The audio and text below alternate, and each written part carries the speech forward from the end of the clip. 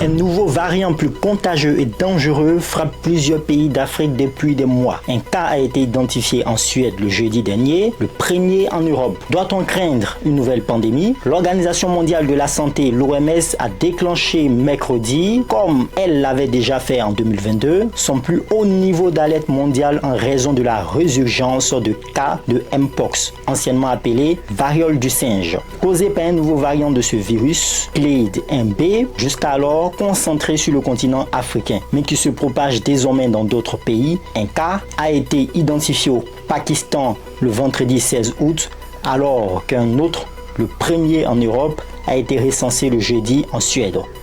De son côté, la Chine a renforcé ses contrôles aux frontières. Que sait-on réellement de ce virus? Quels sont les modes de transmission de cette maladie? Et quels sont les symptômes qui accompagnent cette maladie et comment s'en protéger?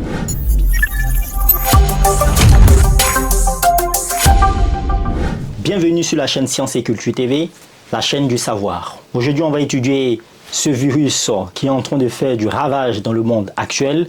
Depuis l'année 2024, on a recensé environ près de 18 000 cas, ça veut dire des personnes qui ont pris ou qui ont été contaminées par cette maladie. Déjà, on va parler de la première découverte de cette maladie.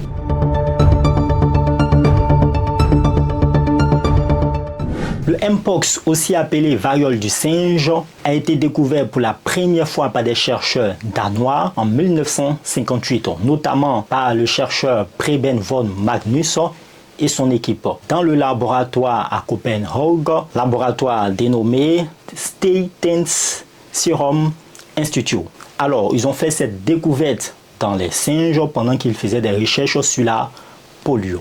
Cependant, le premier cas chez les humains a été identifié en 1970 en République démocratique du Congo par des chercheurs de l'Organisation mondiale de la santé, OMS, pendant qu'ils faisaient des recherches sur des maladies infectieuses en Afrique centrale.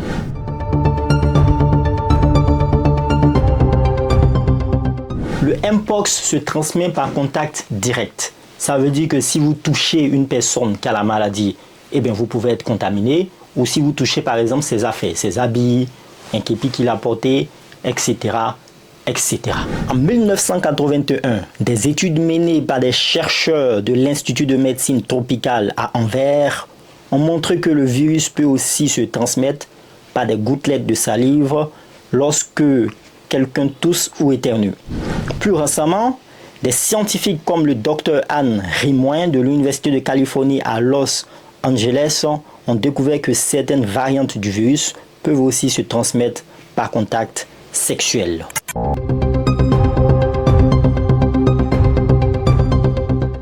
Si une personne attrape le virus Mpox, elle commence généralement à manifester les symptômes 7 à 14 jours après avoir été contaminée. Dans la plupart des cas, la personne contaminée par le virus Mpox manifeste des symptômes de la grippe. Ça veut dire une forte fièvre, des douleurs musculaires, des céphalées et ensuite une forte fatigue. Selon les recherches du docteur Oyewale Tomori, un virologue nigérian, des éruptions cutanées apparaissent sous forme de boutons qui se transforment en cloques remplies de liquide. Ces boutons peuvent se répandre sur tout le corps, y compris sur le visage, les mains, les pieds, et ils peuvent être très douloureux.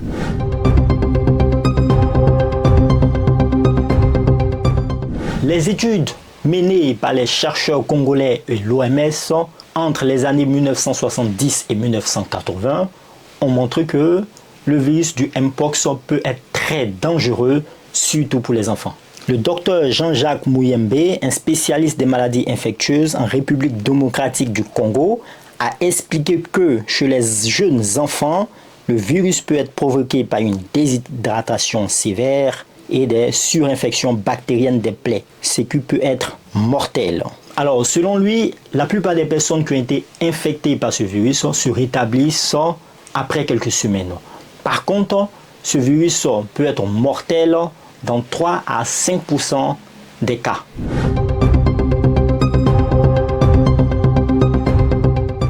Alors, il est important de ne pas toucher les malades, sinon on sera contaminé. et de ne pas toucher non plus leurs affaires et de ne pas avoir de contact direct avec tous ceux qui sont contaminés par le Mpox, nous recommande le docteur Rosamund Lewis, responsable des maladies infectieuses à l'OMS. Les médecins peuvent prescrire des médicaments pour soulager les symptômes et prévenir les complications.